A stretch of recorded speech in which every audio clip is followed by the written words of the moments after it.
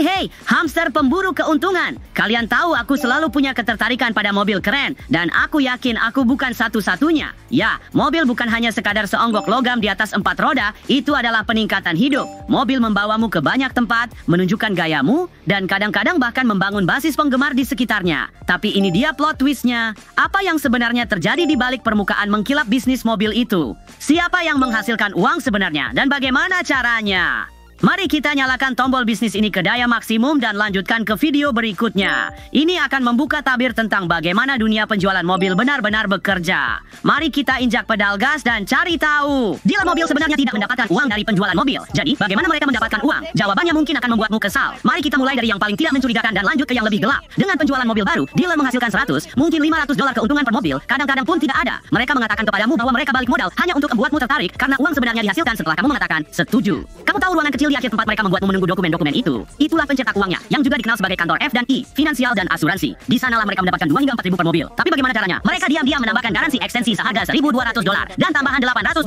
untuk gap asuransi, ditambah $500 untuk perlindungan cat dan $300 untuk pelacak GPS yang tidak pernah kamu minta. Tidak lupa layanan mereka. Wah, aku suka keuntungan. Ini sapi perah mereka. Bagian pekerjaannya dihargai lebih tinggi, biayanya dihargai lebih tinggi. Mereka mengenakan biaya $600 untuk pengerjaan rem sementara mereka hanya butuh 150.